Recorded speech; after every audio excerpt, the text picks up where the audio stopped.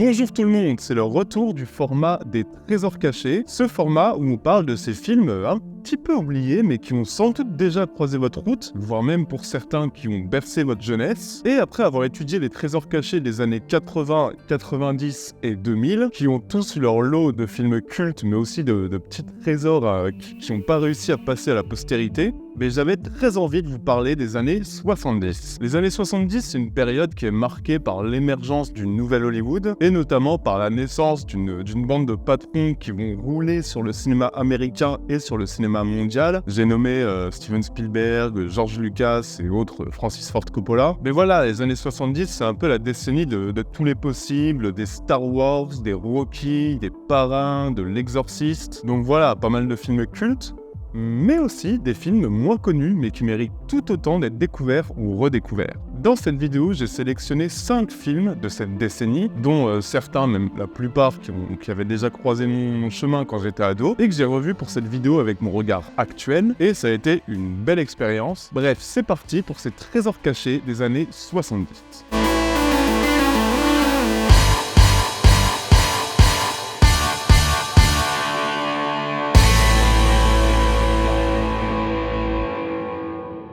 Bon, et j'ai envie de commencer directement avec un film, vous allez voir, il est quand même très marqué par son époque, c'est volontaire. C'est histoire de vous plonger directement dans cette décennie incroyable où chaque balade dans Central Park ressemblait presque à une scène de OSS 117. Merci. Qu'est-ce que c'est ? LSD. Non, très bien. On va donc commencer avec un sacré morceau, filmé quand même juste par Milos Forman, un film qui s'appelle Air. Bon alors vous allez voir, je vais vous mettre dans une belle grosse faille spatio-temporelle rien qu'avec ce synopsis. On va suivre notre ami Claude, qui est un jeune fermier optimiste, un peu naïf, qui va quitter sa ferme pour se rendre à New York, pour intégrer l'armée américaine, et donc finalement pour se rendre au Vietnam. Sauf qu'en chemin, il tombe sur un groupe de hippies à Central Park, et du coup, un peu curieux, il va aller à leur rencontre, et il va surtout tomber direct in love de Sheila, qui est une femme un peu bourgeoise, un peu coincée sur le papier, qui va rencontrer à côté du groupe hippie, qui semble s'amuser avec eux, etc. Signe qu'elle est peut-être pas si coincée et bourgeoise que ça en fait. Et alors que l'entièreté du groupe hippie cherche évidemment à prendre Claude sous son aile et à le convaincre de déserter et de ne pas se rendre au Vietnam, va se lancer pour notre personnage principal une sorte de dilemme moral assez intéressant. C'est dangereux un synopsis pareil parce que ça peut puer la facilité, ça peut puer les clichés un peu nauséabonds, ça peut puer la représentation très basique des hippies ou de l'armée américaine, en fait ça peut puer le manichéisme. Sauf que Milos Forman, c'est quand même le mec qui est derrière Vol au-dessus d'un nid de coucou, qui est derrière Amadeus, c'est pas n'importe qui. Et du coup, lui, il va traiter son histoire avec une grande subtilité et surtout, une sacrée sincérité, quoi. He's going to Vietnam to fight for you, man, to save your life. What this To man save is your going life, to do, man. or what you're going to do. I You want should you care. out.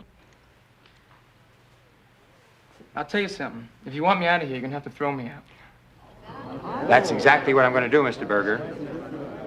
Bon alors pour l'histoire, Milos Forman c'est quand même un cinéaste qui a subi la violence durant un peu toute sa carrière. Il a été orphelin à cause de la Deuxième Guerre mondiale, il a été expulsé de son pays suite au printemps de Prague, notamment parce que l'État soviétique l'accusait de transmettre des mauvaises idées par ses films. Bon, je vais pas vous faire un cours d'histoire, mais toute cette historique, je pense que ça a quand même un sacré lien avec le succès artistique de Air. Parce qu'en fait, il y a une telle justesse dans la représentation de ces militants pacifistes qui paraissent bien plus cohérents dans leur discours que l'espèce de grosse représentation quasi parodique hollywoodienne qui est faite quasi systématiquement du mouvement hippie, où c'est des gars mal coiffés qui juste vont dire « Ok, les États-Unis c'est nul, l'ordre établi il est nul, changeons ça ». C'est quand même un peu plus compliqué et sophistiqué que ça, c'est le cas dans ce film. Ici, on est face à des gens qui se rebellent pacifiquement, certes, mais même presque joyeusement, contre la morosité, le conflit et l'ultranationalisme ambiant. Et du coup, pour filmer ça, Milos Forman, il va carrément nous faire presque un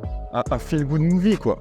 parce que son film va être tendre, bouleversant, il va filmer ses personnages avec amour, ce qui marche bien aussi parce qu'il dirige ses acteurs à la perfection, au point que vraiment on va croire à chaque instant à tous les personnages, ce qui n'était pas gagné tant ça aurait pu être cliché et too much. Mais là non, en fait, c'est juste beau, c'est juste sincère, ça se permet des très belles séquences presque sous forme de trip psychédélique. Et on est sur une comédie musicale, mais alors attention, toutes les musiques sont super, elles sont amusantes, elles sont entraînantes, certaines sont devenues assez cultes. Franchement, il n'y a pas une musique qui m'a paru de trop, quoi. Puis voilà, il y a cette musique, il y a cette BO géniale, il y a ce traitement très malin. En fait, vraiment, R, pour moi, ouais, je le conseille à tous. C'est vraiment le représentant, je dirais presque le plus malin, le plus tendre et le plus juste de son époque. Et puis voilà, juste pour la curiosité, ça reste un grand film d'un grand cinéaste, donc vraiment foncez. Hey, you okay?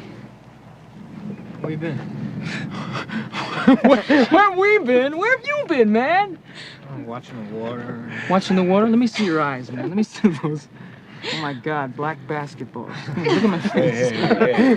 Bon ok, alors deuxième film, on va passer du tout au tout, on va complètement changer de style. Fini les hippies et la joie de vivre, on va aller vers du gros thriller, un thriller qui n'hésite pas même à lorgner vers l'horreur et vers la science-fiction, et c'est un film qui est réalisé par Larry Cohen, qui est un cinéaste qui est une petite référence quand même des années 70, un film qui s'appelle God Told Me To.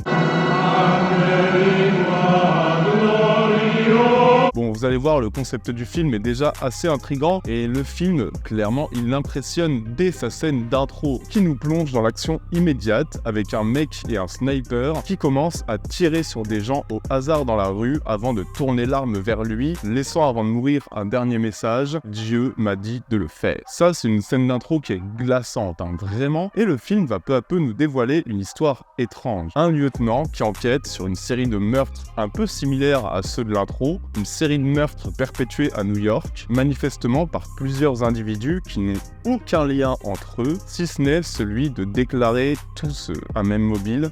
Ils ont agi selon la volonté de Dieu. Alors, volontairement, je vais éviter de vous spoiler. Il y a énormément de virages narratifs vers le milieu du film qui te font complètement changer le film de dimension, je vais rien vous raconter de ça. Sachez juste que de film d'enquête, quasi film noir en fait, le film va prendre un virage qui va pas hésiter à l'amener vers la science-fiction, un virage qui est d'abord narrativement assez surprenant, mais aussi un virage dans la manière de mettre en scène le film en fait. Parce que d'abord, film assez terre-à-terre, avec une caméra épaule très proche des personnages, des rues, de l'action et de la ville en fait, le film va peu à peu se permettre des envolées visuelles, poétiques et lyriques qui sont quand même, je trouve, une sacrée plus-value.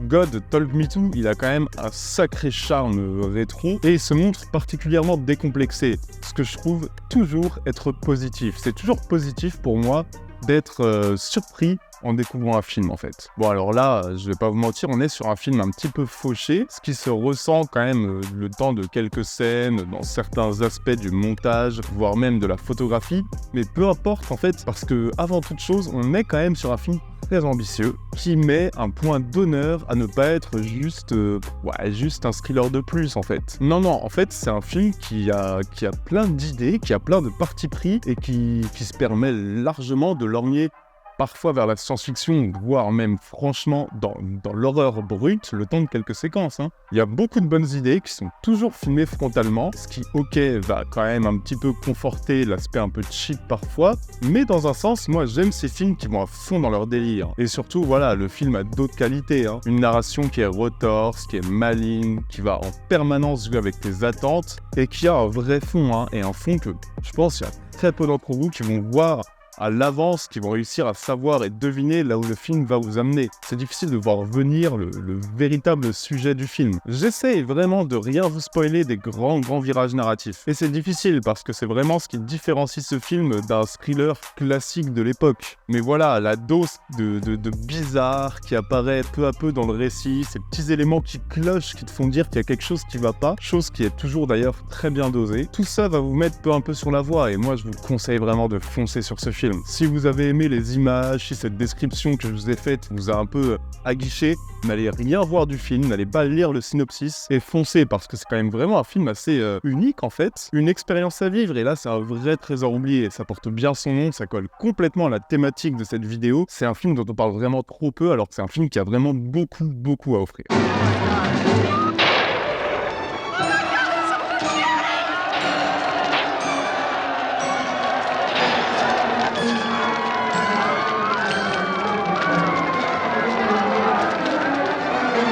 Ok, alors le troisième film, c'est possible qu'il vous parle un peu plus. Parce que moi-même, je l'ai vu quand j'étais ado, je l'avais adoré et je me suis rendu compte qu'il avait quand même un petit statut de film un peu culte. Et le revoir m'a un peu conforté dans mon idée, ça reste un film absolument génial. C'est un film d'animation qui s'appelle La Folle Escapade. Alors, dans ce film, nos héros sont des lapins. Des lapins qui ont leur propre mythologie, qui ont leur propre mode de vie, et qui soudain pressentent une espèce de danger imminent sur leur territoire. Ils ne sont plus en sécurité, et du coup, ils vont décider de se lancer ensemble à la recherche d'un nouveau monde, ce qui sera le prétexte à des aventures multiples, des péripéties, des situations extraordinaires, et on est face, avec ce synopsis dans lequel je rentre pas dans les détails encore une fois, on est face à quelque chose qui peut vous sembler un peu comme étant une fable un peu enfantine, un peu naïve. Eh ben, détrompez-vous les amis, vous allez être surpris parce qu'on est sur un film d'animation pour adultes. Alors franchement, je le déconseillerais aux gamins, ou alors pas aux gamins les plus jeunes et aux gamins qu'on sensibilise un petit peu avant, parce que c'est un film qui est impitoyable, c'est un film qui est parfois franchement dur, c'est un film où la mort est très présente, et qui est parfois même assez graphique en fait, je vais y revenir, mais sachez qu'avant tout, on est quand même sur un film d'animation très impactant, et surtout qui a énormément de personnalité. The field, it's covered with blood. Blood? Don't be silly.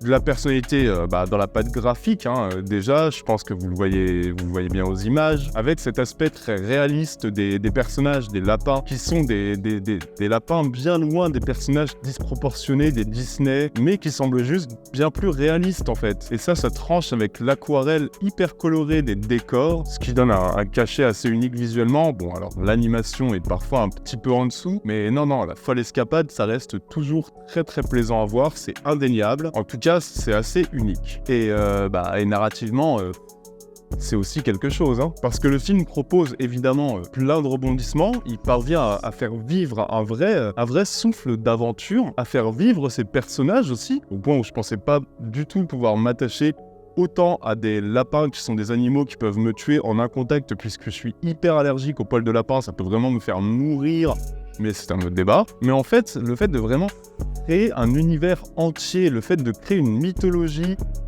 aux lapins, le fait de leur créer un mode de vie, le fait de leur créer une religion, des enjeux hyper puissants, et puis le fait de les rendre si vulnérables aussi, le fait d'être aussi brut dans la représentation d'une nature dangereuse et cruelle qui n'hésitera pas à les mettre à mort, mais tout ça fait vraiment qu'on s'attache et qu'on s'inquiète vraiment pour eux du début à la fin du film. Et franchement, quel meilleur moyen d'impliquer immédiatement le spectateur que de lui faire comprendre que l'happy end est très loin d'être assuré. Et c'est le cas, vous allez voir, c'est un film, comme je l'ai dit, qui n'hésite pas à être parfois assez impitoyable. Mais La Folle Escapade, c'est avant tout un grand film d'animation, un grand film d'aventure, à ne pas mettre entre toutes les mains, c'est une certitude, mais qui ruisselle de parti pris et de choix artistiques vraiment uniques. Je voulais absolument le placer ici, je pense que c'est un film à découvrir absolument, si vous ne l'avez pas vu, foncez.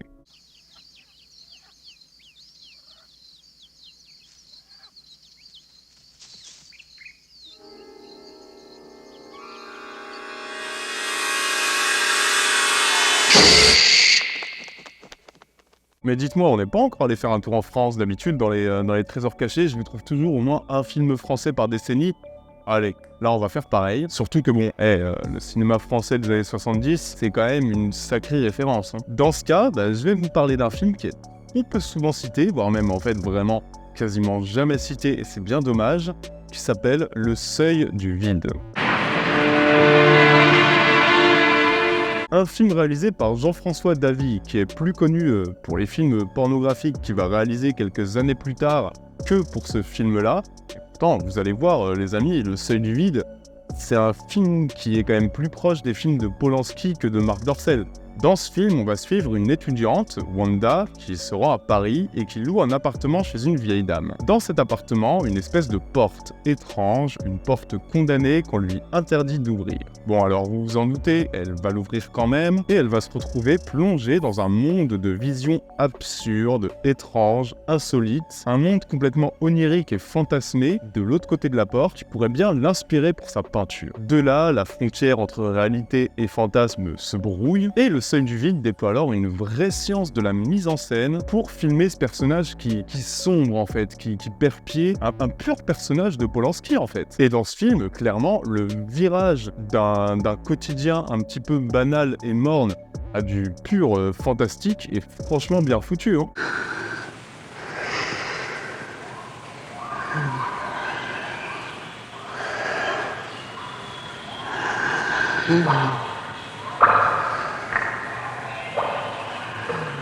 Le cinéaste ne va reculer devant aucun procédé pour mettre en scène le mystère qui entoure cette porte condamnée, cette porte étrange, et pour mettre en scène les visions hyper oniriques que va vivre le personnage. Ça va passer par exemple un montage alterné ou des plans aériens hyper stylisés, parfois même du kaléidoscope, parfois des images subliminales, parfois une direction artistique qui passe du banal entre guillemets au surréalisme pur, et vraiment je trouve que cette surabondance de procédés, ce mélange de procédés, fonctionne assez bien en fait, donne un film qui a une esthétique finalement assez cohérente. Alors après, il faut le savoir, hein, oui, ça fait du Seuil du Vide un film qui a quand même une esthétique très ancrée dans son époque, c'est évident. Mais en fait, moi, ça me va largement, c'est ce que je voulais, et je trouve que c'est très efficace. Et en fait, ça permet surtout de poser une véritable ambiance. Alors, je sais que je l'ai beaucoup cité là-dedans, mais je suis obligé de dire que ça m'a fait beaucoup penser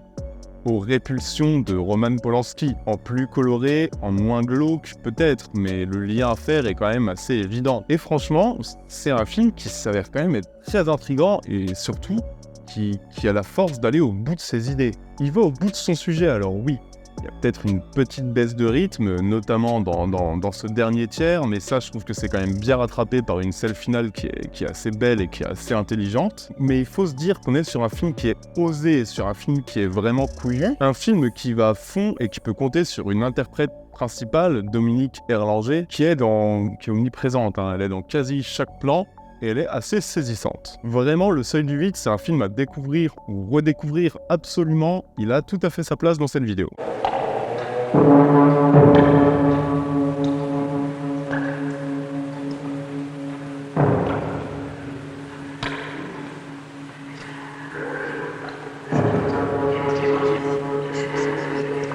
Ok, alors pour finir, je vais vous parler d'une suite. La suite d'un film que vous connaissez forcément, c'est une merveille du cinéma asiatique. On en a déjà parlé sur Intercut, dans une vidéo sur ces films qui étaient comme Kill Bill en mieux. Je pense que beaucoup d'entre vous connaissent Lady Snowblood. Eh ben, laissez-moi vous parler de Lady Snowblood 2.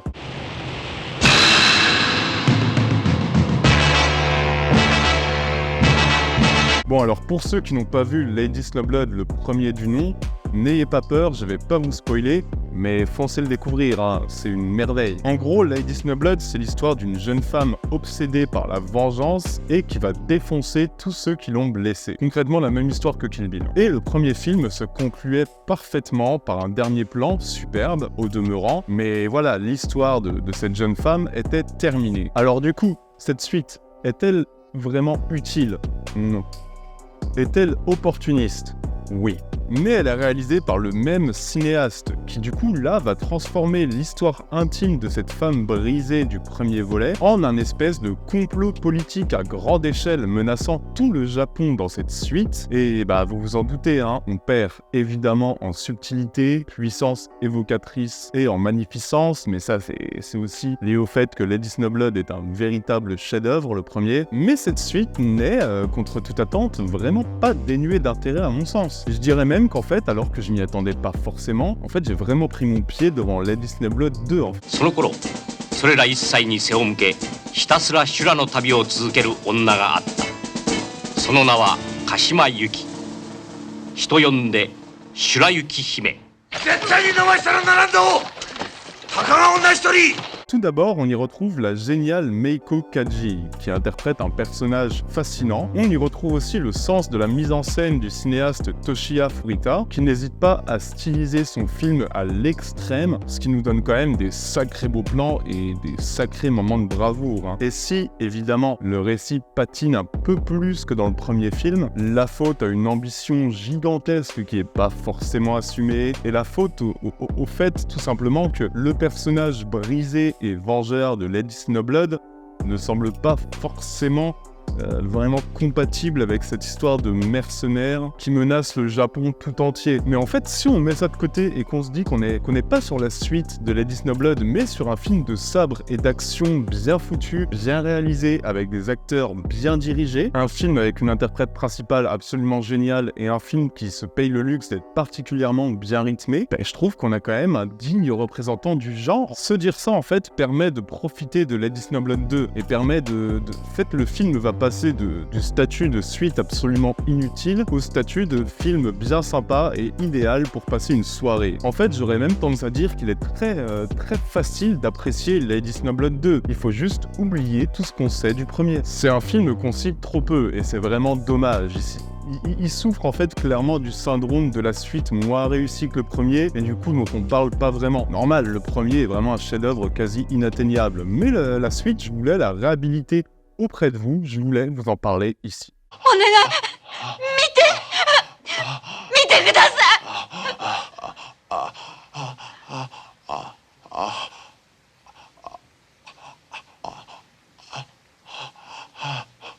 Voilà, j'espère que cette vidéo vous aura plu. Il y aura un prochain trésor caché, évidemment. Ce sera probablement pas une décennie, ce sera un genre, comme j'avais fait pour le trésor caché de la science-fiction. J'hésite entre trésor caché de l'horreur ou trésor caché de l'aventure. N'hésitez pas à me dire si vous préférez dans les commentaires, ou même si vous avez d'autres idées, balancez-les-moi. On a un petit Tipeee pour ceux qui veulent soutenir la chaîne. Si vous avez les moyens de soutenir, ou si vous avez la possibilité, chaque petit don compte énormément. N'oubliez pas non plus de vous abonner et de mettre la cloche, c'est le plus important pour ne rien rater des 2 vidéos par semaine qui sortent sur cette chaîne. Nous, on se retrouve très bientôt. Ciao à tous, bisous!